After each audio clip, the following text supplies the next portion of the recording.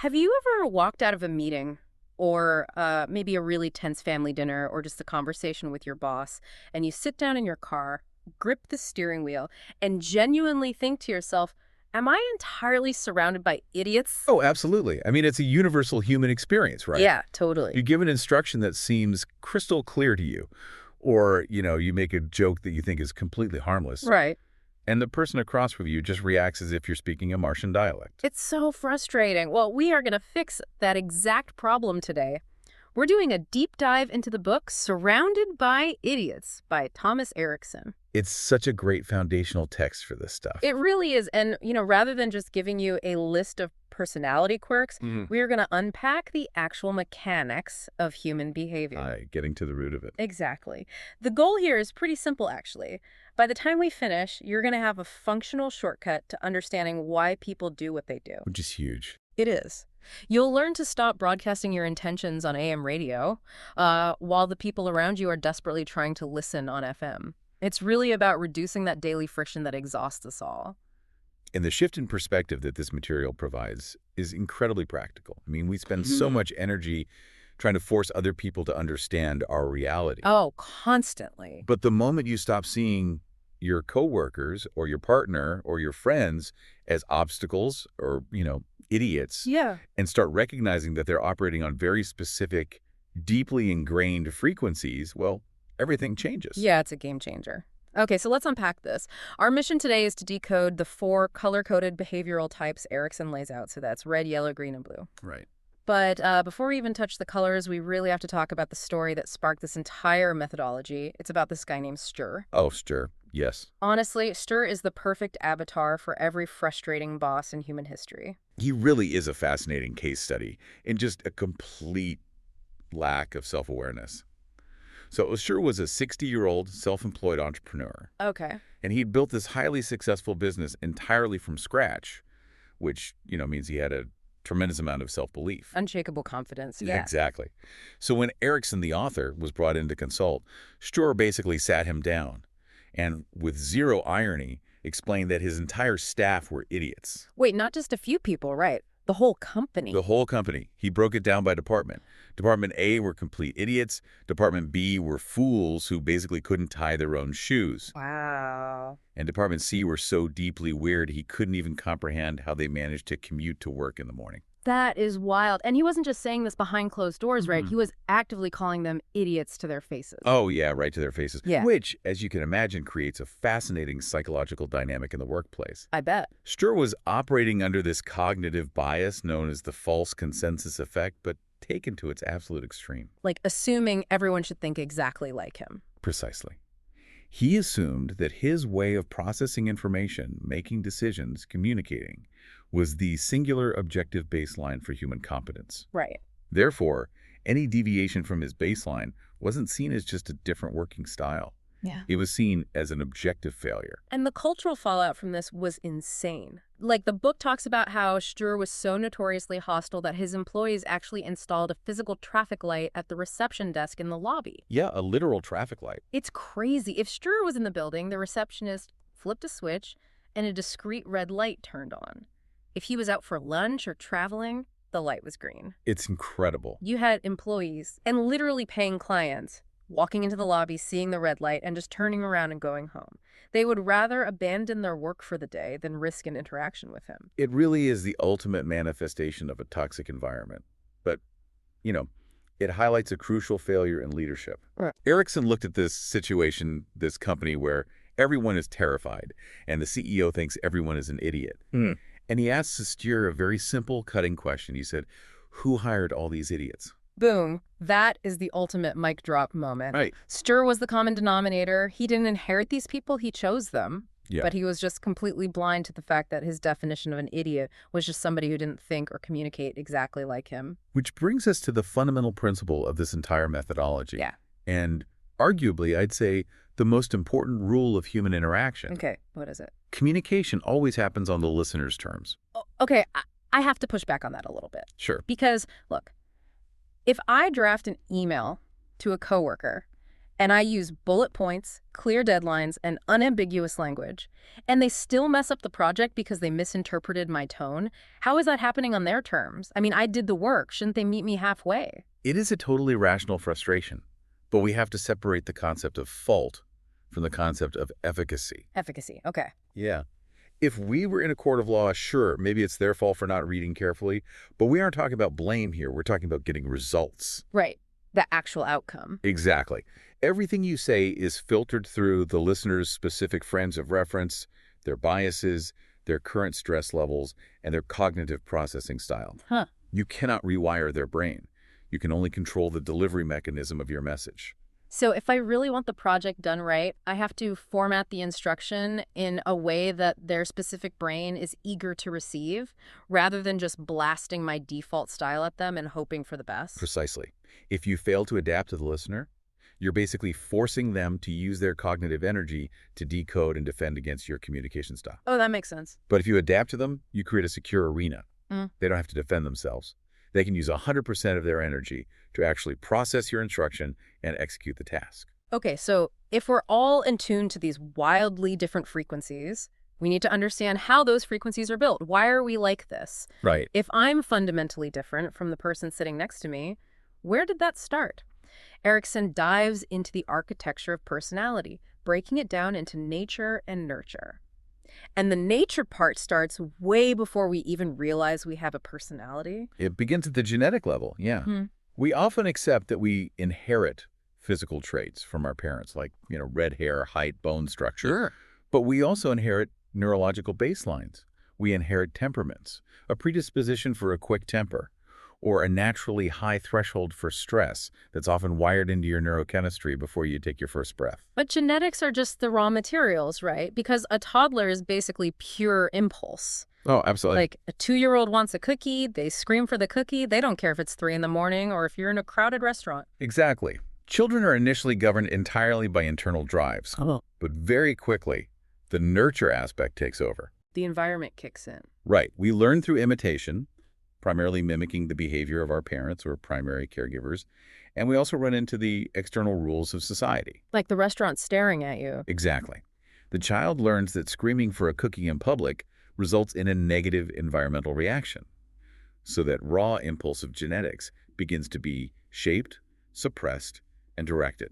Erikson layers this architecture perfectly. At the very bottom, like the deepest foundation of who you are, you have your core values. And he stresses that these are nearly impossible to change once you reach adulthood. Right. Core values are the non-negotiable bedrock of your worldview. These are concepts deeply installed during your most formative years. Like what kind of concepts? Things like human life is sacred, or stealing is fundamentally evil, or hard work is the only path to worth. Ah, okay. Because these are formed before your critical thinking fully develops, they bypass logic and become emotional truths.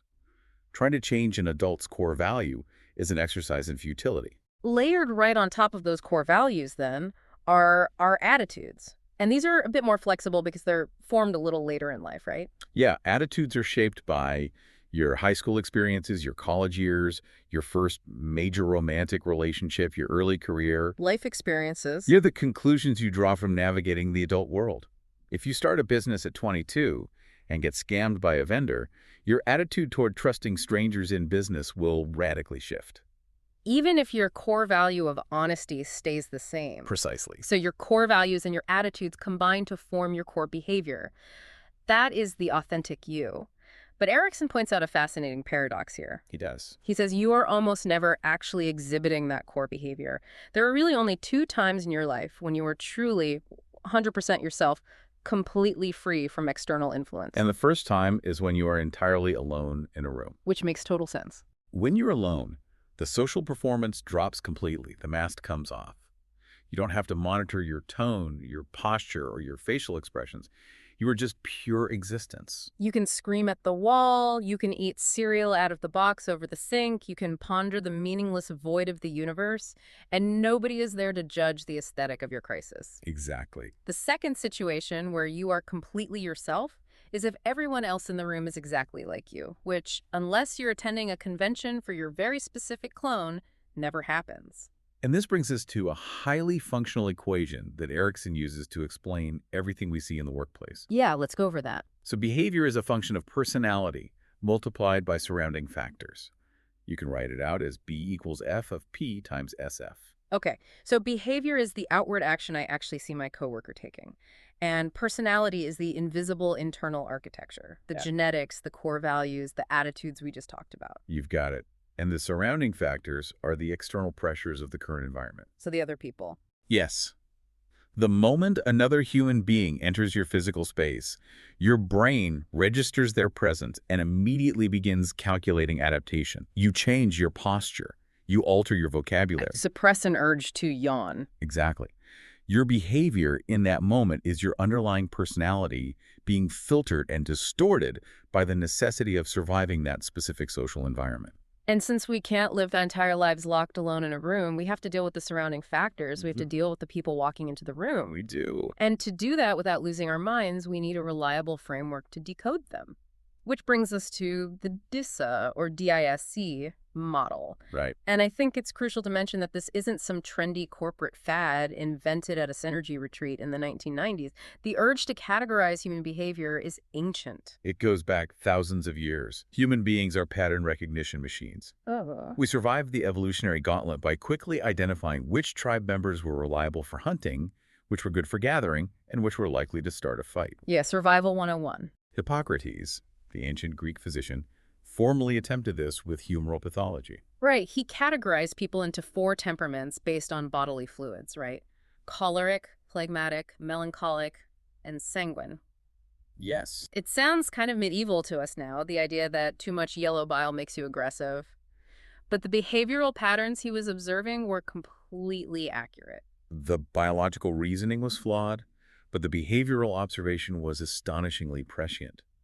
He recognized that some people are naturally fiery and dominant, while others are naturally calm and observant. And then Carl Jung came along much later. Fast forward thousands of years, and psychoanalyst Carl Jung expands on this, noting that our recognizable patterns of interaction are what create the dynamism of society. We need different types of people to function as a collective. But the model we actually use today, the one Erikson bases the colors on, comes from a psychologist named William Moulton Marston. He published a book called Emotions of Normal People in 1928. That's the one. And the backstory of Marston is wild. He didn't just study psychology. He practically invented the systolic blood pressure test, which was the foundational technology for the modern lie detector. The connection between the lie detector and the behavioral model is deeper than it seems to. Really? How so? Marston was obsessed with physiological arousal. He was measuring how the physical pressure of blood against arterial walls changes when a person is stressed by deception. Right, the lie detector aspect. But through that research, he realized that people have different physiological baselines for interacting with their environment. Some people naturally push against their environment. They try to dominate it. Others naturally align with their environment. They comply with it. And from those observations, Marston builds the matrix, the DISA model. It stands for dominance, inducement, submission, and analytic ability. Sometimes people use DISC, where the C stands for compliance. Yes, exactly. But it's essentially a grid built on 2 major intersecting axes. The horizontal axis measures how you direct your energy. Are you an introvert or an extrovert? Do you process the world internally or do you act upon it externally? Okay. The vertical axis measures what your brain inherently prioritizes. Are you task-oriented or relationship-oriented? Does your brain release dopamine when you solve a problem and achieve a concrete result? Or does it release dopamine when you foster a social connection and build consensus? Before we map the colors onto this grid, the book throws up a massive, flashing neon disclaimer. People are not Excel spreadsheets. We are not robots. Such an important point. Over 50 million people have taken variations of this assessment, and the one universal truth is that human beings are deeply intricate. You cannot just slap a color label on your coworker and claim you know everything about their soul. That caveat is vital. If you use this system to put people in rigid, inescapable boxes, you're using the tool backwards. You're using it to limit them. The purpose of this model is to recognize behavioral preferences. It helps you avoid blatant communication blunders. It gives you starting point for translation, not a magical mind-reading device. With that understood, let's dive into the matrix. We are going to start with the color that is, without question, the easiest to spot from a mile away. You feel them enter the room before you see them. Red behavior. The alpha sledgehammer. On Marston's grid, reds are task-oriented extroverts. This represents the dominance quadrant. The biological and psychological mechanism driving a red is the relentless pursuit of tangible results. They just want to get things done. Exactly. They are ambitious, driven, highly dynamic, and notoriously hot-tempered. They are the people who talk the absolute loudest in a meeting. They answer questions before the person asking the question has even finished the sentence. Yep. And they'll give you a deeply categorical, definitive opinion on a subject they literally just learned about 5 minutes ago. Because for a red, speed is a proxy for competence. Their brain prioritizes momentum over absolute precision. They possess an unsurpassed, almost intoxicating belief in their own abilities. If a task seems hopelessly complex to a group, a red doesn't see a barrier, they just see a Tuesday morning. That's why they end up in charge so often. Right. They are highly comfortable with risk, which is why you see a disproportionate number of them in CEO roles, military leadership, or as founders. The book introduces a mental model for reds called slog or split.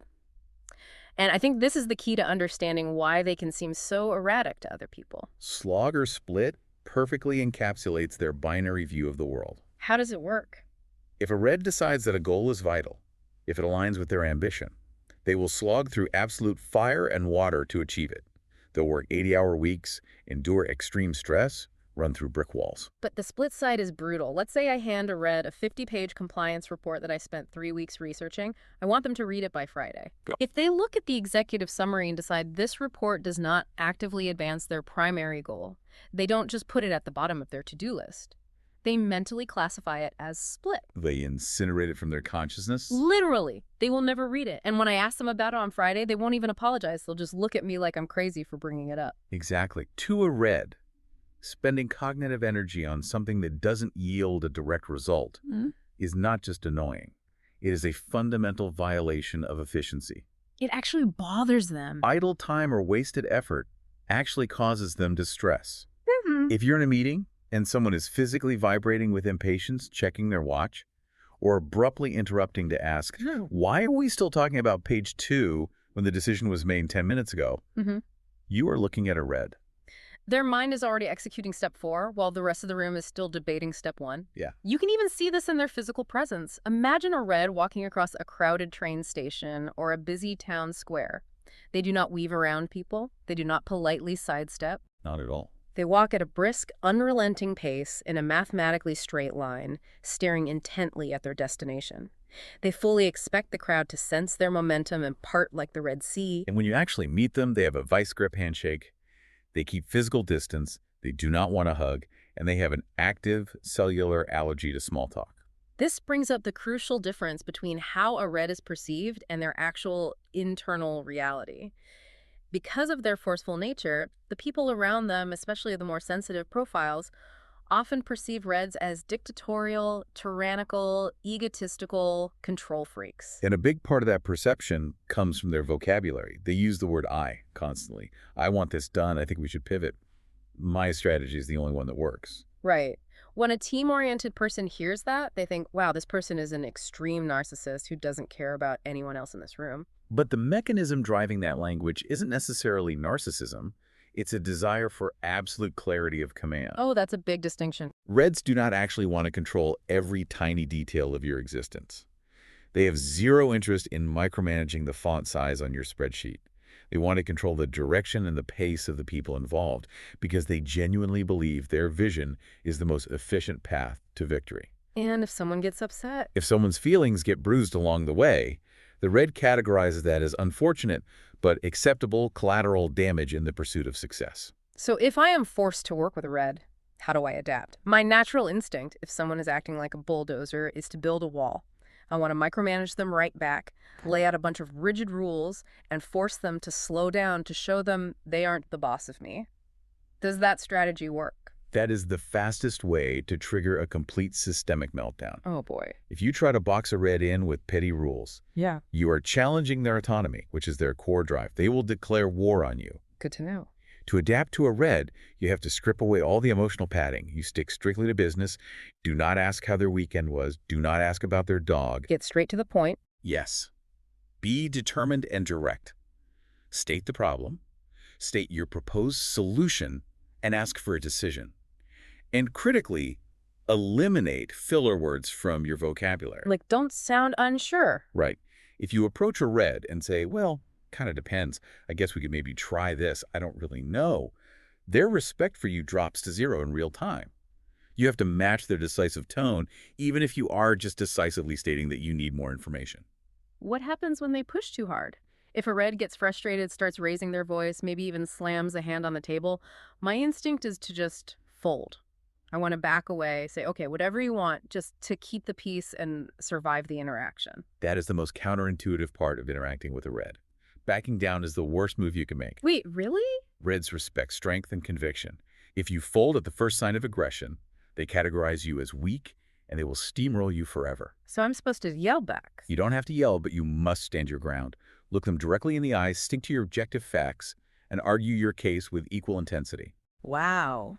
To a red, a loud, intense, refreshing quarrel is just a normal, highly efficient way of stress testing an idea. They don't take it personally.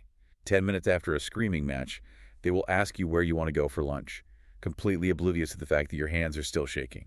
That is wild. It requires such a massive perspective shift to realize they aren't attacking you, they're attacking the obstacle between them and the goal. Exactly. And when a red gets genuinely deeply stressed, when a project is actually failing, the text notes that their stress response is externalized aggression. They look for scapegoats. Yeah, they blame everyone else in the room for moving too slow, completely ignoring the fact that their insistence on moving too fast is what caused the crash in the first place. Recognizing that stress response is a superpower. When a stressed red blames you, you learn not to internalize it as a reflection of your worth. It's just their psychological defense mechanism trying to protect their ego and maintain forward momentum. Spot on. Okay, if reds are the aggressive sledgehammers causing all this tension in the workplace, nature abhors a vacuum. Human systems need a counterbalance to that intense pressure, and that is exactly where our next frequency thrives. Enter the yellow behavior, the sunny space cadet. On the matrix, yellows are relationship-oriented extroverts. This is the inducement or inspiration quadrant. Okay. While a red's brain is flooded with dopamine from achieving a task, a yellow's brain is flooded with dopamine through social validation, connection, and the generation of novel ideas. They're inspiring, highly creative, amusing, and divinely positive. They are the absolute social glue of humanity. A yellow walks into a room and they literally raise the ambient temperature. They really do. They're the ones who organize the team lunches, remember everyone's birthday, and somehow find a silver lining when the company is going through layoffs. While the red is obsessing over the finish line, the yellow is entirely focused on making sure everyone is laughing and having a great time while running the race. But that endless pursuit of social novelty comes with significant operational quirks. Because they are driven by the external environment and social feedback, yellows are notoriously terrible listeners. The book's description of their communication style is hilarious. A yellow will consume all the oxygen in a room. They don't converse, they broadcast. Yeah. And their stories. They will start telling a story about going to the grocery store, and halfway through, they realize the objective facts of the story aren't engaging enough, so their brain just starts embellishing in real time. By the end of the story, they fought off a bear in the produce aisle. They drift further and further from reality simply for the sake of making the narrative more entertaining for the audience. And their lack of boundaries is legendary. A yellow will sit down next to a complete stranger on a 2-hour flight and within 15 minutes share their deepest childhood traumas, their marital problems, and their financial fears. Because they assume everyone is as intensely interested in their internal life as they are. That's so funny. This openness is meant to build rapid intimacy. But we have to look at how this is perceived across the matrix. To a yellow, they're just being friendly and building team morale. Right. But to the analytical blues, or the intensely driven reds, yellows are often perceived as selfish, superficial, careless, and dangerously disorganized. I can see that. Because a yellow talks so much, quieter team members feel completely drowned out. Yeah. And because a yellow constantly lives in the excitement of the future, they have a really hard time following through on the mundane details of the present. So how do we adapt to this? If I'm managing a yellow, my instinct is to lock them in a room with a spreadsheet and tell them they can't leave until it's perfect. But that would crush their spirit, right? It would mentally paralyze them. To adapt to a yellow, you have to feed their primary drive first. Yeah. You must show that you are open and receptive to them as a person. You have to smile. You have to actively listen to at least part of the bear in the produce aisle story.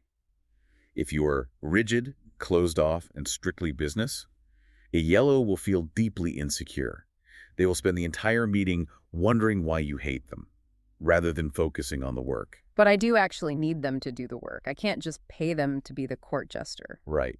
So you provide the structure they lack. You have to be the anchor. You let them fly a bit, utilize their incredible brainstorming and networking skills, but you always gently, firmly pull the string back to the concrete agenda. Keep them grounded. You break their tasks down into small, immediate deliverables so they don't get lost in the future. We want them at the company dinner party. We want them pitching the new client. But we absolutely do not let them file the corporate tax returns unsupervised. Exactly. You leverage their immense strengths while mathematically supporting their weaknesses. The most surprising thing about the yellow profile is what happens when they get stressed.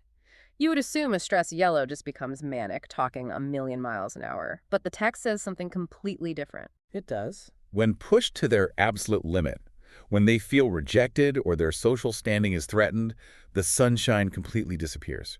They become shockingly sulky, passive, and non-committal. It is a stark transformation. When their core need for positive social reflection is denied, they withdraw their energy entirely. Wow. If you have a highly talkative yellow employee who suddenly goes completely silent in meetings and just stares out the window, that is a massive flashing red flag that they are experiencing severe psychological stress. Statistically speaking, if you are listening to this right now, there is a very high probability you have a significant amount of green in your profile. Pure reds and pure yellows are actually somewhat rare. Society simply couldn't function if everyone was just screaming and throwing party balloons. So true. We need a foundation. Let's look at green behavior, the resistant rock. Greens sit in the submission or stability quadrant of Marston's matrix. They are relationship-oriented introverts. If you look at the evolutionary biology of human survival, the greens are the reason we made it out of the caves. They prioritize the safety, harmony, and routine of the collective tribe over the individual glory of the hunter. While the reds are running off to conquer a new continent, and the yellows are trying to invent a new musical instrument, the greens are quietly making sure the fire doesn't go out and the harvest is actually gathered. Exactly. They are stable, remarkably calm, immensely supportive, and highly resistant to conflict. The mechanism behind a green's behavior is the pursuit of safety through predictability. They find their psychological baseline in the stability of the social collective. Because of this, their quirks can seem completely baffling to the extroverted profiles. For instance, greens absolutely despise the I messages that reds and yellows constantly throw around. When a red says, "I think we should do this," a green instinctively feels that the red is threatening the cohesion of the group by elevating themselves above the team. And their relationship with praise is fascinating. If you try to give a green public recognition, like if you stand up in a meeting and say, "I want to thank Sarah for her incredible work on this project," Sarah will want to melt into the floor. Oh yeah, they hate it. She will immediately deflect. She will exaggerate her own weaknesses and say, "Oh, it wasn't a big deal. Actually, I made a typo on page 4, and really the whole team did it." Why do they do that? Why reject a compliment? It is a defense mechanism. In the evolutionary tribe, standing out even for something positive makes you a target. If you are the tallest poppy, you get cut down. Humility and blending into the collective is a survival strategy. How do other people perceive this? Because if I'm a fast-paced red trying to innovate, and my green coworker is constantly hesitating, deflecting praise, and wanting to check with the whole team before changing the brand of coffee in the break room, I'm going to lose my mind. The perception gap here is massive. Fast-paced profiles often view greens as overly passive, fearful, incredibly stubborn, and completely lacking in intellectual elasticity. They mistake the green's need for predictable processing time as a lack of intelligence or ambition. Adapting to a green requires a lot of tact, especially if you are in a leadership position. Let's say I need to give a green employee critical feedback because their performance is slipping. If I act like a red and just blast them with the facts in front of the team, I'm guessing that's a disaster. You will destroy their trust completely. If you must give a green feedback, the golden rule is that you do it entirely in private. In private, got it. You sit them down, and before you deliver the criticism, you must reassure their foundation. You explicitly state that they are still a valued member of the team, that their job is safe, and that you personally respect them. You secure their environment first. And once the environment is secure, do I ask them how they think we should solve the performance issue? No, that is a common mistake. You don't ask them to lead the strategic pivot because that forces them to step out of the collective and take individual risk. You give them specific, supportive, step-by-step actions to take. You hold their hand through the transition. This makes me think about company-wide changes. We've all seen management roll out a massive new software system overnight. Trying to force a green to enthusiastically embrace sudden, radical change is like trying to swap out a car's transmission while it's driving 80 miles an hour down the highway. It's violent and it destroys the engine. That is a perfect functional analogy. You cannot force a green through sheer willpower. A red will order them to change. A yellow will try to hype them up with promises of a shiny future. Both strategies will completely fail. So what works? To successfully move a green, you have to pull the car into the garage. You have to show them exactly how this new software protects the group in the long run. You map out a predictable, slow transition timeline, and you give them ample time to process the information internally before expecting them to act. And if you don't give them that time, if you just force it, their stress response is incredibly unique. They don't yell like a red. They don't sulk like a yellow. A deeply stressed green employs silent resistance. It is their ultimate armor. They avoid the emotional danger of arguing with you, but they protect their psychological comfort zone by simply refusing to move. Passive aggression. Exactly. They will smile, nod their head in agreement during the meeting, go back to their desk, and do absolutely nothing to implement the change. It is an immovable object born of self-preservation. We have one quadrant left. What happens when you cross deep introversion with a strict, unrelenting focus on the task? You strip away the need for social harmony, you strip away the desire for dominance, and you are left with the ultimate perfectionist. Blue behavior, the analytical architect. Blues reside in the analytic ability or compliance quadrant. The biological driver here is risk mitigation. Keeping us safe from mistakes. In our ancient tribe, while the red is aggressively chasing a mammoth and the green is tending the fire, the blue is the one meticulously examining the berries to ensure they aren't poisonous. They are driven by logic, precision, and an absolute demand for quality. The contrast is amazing. If a red wants the bridge built by tomorrow, regardless of safety, the blue wants the bridge built perfectly, even if it takes 10 years to calculate the wind resistance of every single bolt. They operate entirely on facts, not feelings. They are the vital quality control mechanism of human civilization. Yeah. Without blues, airplanes would fall out of the sky and banks would lose all our money. Their quirks are legendary. A blue is the person who actually reads the terms and conditions. They read the instruction manual for their new microwave to the very last page before plugging it in. Oh, absolutely. They have an archiving system for their emails so precise they can pull up a receipt from 7 years ago in 4 seconds. And their relationship with truth creates immense social friction. Because they value objective reality above all else, they are notorious for pointing out flaws. Right. You buy a brand new house, you are so proud of it, you invite your blue friend over for a housewarming party. A yellow would say, oh my gosh, the natural light is amazing. And the blue. A blue will walk in, look at the baseboards, and say, you have a 3-millimeter gap here, and there is a high statistical probability of structural dampness in this corner. And the crucial thing to understand is that the blue is not trying to be mean. They are oblivious to the fact that they just crushed your joy. They think they're helping. To a blue, withholding objective truth is a failure of duty. Pointing out the dampness is their way of caring for you. Why wouldn't you want to know about a flaw so you can fix it? But because they deliver these facts without any emotional padding, the perception is harsh. Yellows and greens feel deeply judged and criticized by blues. They view them as cold, robotic, and lacking empathy. And reds just view them as agonizingly, infuriatingly slow. To adapt to a blue, you have to consciously enter their matrix. You have to leave your emotions at the door. If you are presenting an idea to a blue, you do not use enthusiasm. You use data. Stick strictly to the facts. Provide detailed checklists. And do not try to small talk them to warm them up. If you walk into a blues office and say, hey, how was your weekend? How are the kids? They view that as an inefficient invasion of privacy. You have to accept that their silence and their flat affect isn't personal. They just want to engage with the work, not your personality. Yes. But here is the real challenge, and I struggle with this constantly. How do you actually get a Blue to make a decision? Because their core drive is risk mitigation, they are constantly paralyzed by wanting more data. They always want to run one more test, read one more report, check one more historical precedent before pulling the trigger. It is known as analysis paralysis. You cannot rush them with emotional pleas or artificial deadlines because they will just dig their heels in. So what's the trick? The psychological hack here is to appeal to their primary mechanism, math and risk. You have to mathematically prove to them that delaying the decision carries a higher statistical risk than moving forward with the current imperfect data. Oh, that is fascinating. You use their own weapon against them. Exactly. You provide historical examples where inaction or delayed market entry led to catastrophic failure. You shift the weight of the risk. You make the act of delaying objectively worse than the act of deciding. Once the math supports action, the Blue will move flawlessly. And what happens when a Blue is pushed past their breaking point? When they're drowning in stress, they don't yell, they don't sulk, and they don't just passively resist.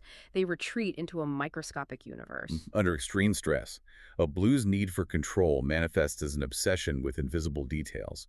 They try to organize the chaos of the environment by focusing on the tiniest, most insignificant variables. Like, If the company is facing bankruptcy and you see your Blue accountant meticulously organizing their paperclips by shade of silver instead of finishing the rescue plan, they are in deep psychological distress. They need absolute isolation and silence to process the data and regain their equilibrium. so we've decoded the four colors. We know the raw mechanics. But the real test happens in the crucible of real life. How do we mix these colors in an actual office without creating a muddy, confrontational mess? Erikson tells a story about an entrepreneur named Adam. Ah, yes, Adam was an extreme yellow. Completely brilliant, wildly creative, but he actively refused to adapt his communication style for anyone. He thought adapting meant he was being fake. And as a result, Adam hit walls constantly. He alienated his red investors by being too flighty, he terrified his green employees with constant changes, and he drove his Blue accountants crazy by ignoring budgets. The lesson from Adam is that adaptation is not manipulation. It is translation. That is a great distinction. If you travel to France and you refuse to speak French because you think it makes you fake, you are just going to starve. Adapting your behavioral color is simply translating your intent into a language the listener's brain can actually process. You don't have to be a chameleon 100% of the time. That would drain all your cognitive energy. But you must meet people where they are to establish the bridge of trust. Let's put this into a highly practical masterclass for everyone listening. Let's look at a scenario that happens every day, delivering bad news. Imagine you're a manager, and upper management has just dictated that budgets are being slashed by 20% across the entire company. You have to deliver this terrible news to a team that includes all four colors. How do you translate this trauma? Let's break it down neurologically. If you are delivering this news to a red, you must respect their need for efficiency and truth. Do not beat around the bush. Do not give them a 10-minute preamble about how hard the market is. Right. Walk in, look them in the eye, and say, the budget is cut by 20% effective immediately. And they're going to explode. Right. Expect anger. Expect them to challenge the decision and aggressively question the competence of upper management. Let them vent that energy. Hold your ground. Do not apologize profusely and immediately pivot to the action plan. It is cut by 20%. How do we reorganize the timeline to hit the objective anyway? Now, what about the yellow? They hate bad vibes. If I tell a yellow the budget is cut, they might just try to laugh it off or say, well, we'll just manifest a new client. Exactly. A yellow's defense mechanism against bad news is reality distortion. You have to try to keep the physical environment somewhat warm, but you must firmly anchor them to the concrete reality. How do you phrase that? You say, I love your optimism, and we will need that creative energy, but we physically possess 20% less capital. We have to address this mathematical reality today before we can dream about tomorrow. Delivering this to a green sounds like diffusing a bomb. It is the most delicate interaction. Never drop this news on a green in a team meeting. The shock to their need for group stability will paralyze them. Deliver it entirely in private. And reassure them, like before. Yes. You must front-load the interaction with safety. The company budget is shrinking, but I want you to know right now that your job is completely secure and the team is going to get through this together. Soften the blow and then give them time to process the emotional weight before you demand any new workflows. And finally, the blue. I assume I just bring spreadsheets. Bring the spreadsheets, the quarterly earnings reports, and the macroeconomic market analysis. Provide the exact, indisputable data showing why the bad news is happening. Leave your emotions completely at the door. Don't tell them you feel bad about it. Do not walk in and say, I feel terrible about having to tell you this. A blue does not care how you feel about the budget. Say, here are the Q3 revenue deficits that mathematically necessitated a 20% reduction in operational costs. They will respect the logic, and they will immediately begin calculating how to optimize the remaining 80%. It is almost like we are all playing a giant complex social game, but Erikson has essentially handed us the underlying source code. When you stop taking people's reactions personally and start viewing them as mechanical responses to their environment, it drains all the venom out of your daily interactions. It truly is the ultimate toolkit for combining empathy with efficiency. Empathy doesn't just mean feeling sorry for someone. It means deeply understanding how their mind operates. When you understand the architecture of behavior, you replace your own frustration with strategic compassion.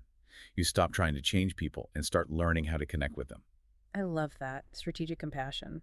Before we wrap up, I want to leave you, the listener, with a thought to mull over that builds on everything we've discussed today. We know that behavior equals personality multiplied by surrounding factors. Your color reacts to the environment. But what happens if you completely upend that environment on a macro scale?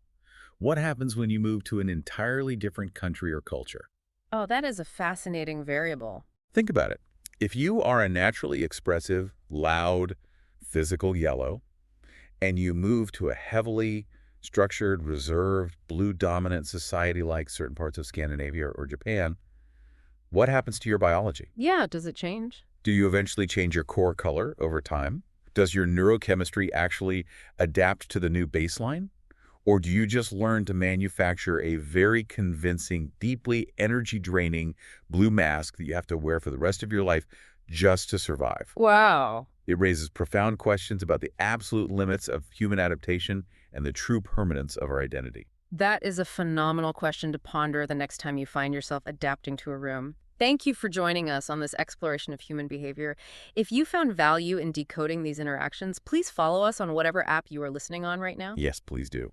It doesn't just help us, it tells the algorithm to share this exact knowledge with other people who might be sitting in their cars right now, stressed out, wondering why they're surrounded by idiots. It's all about helping each other out. Also, if you want to check out the audiobook of Surrounded by Idiots entirely for free, take a look at the description below for the details. Take what you learned today, use it in your very next conversation, and see if you can spot the hidden colors around you. Until next time, keep diving deep.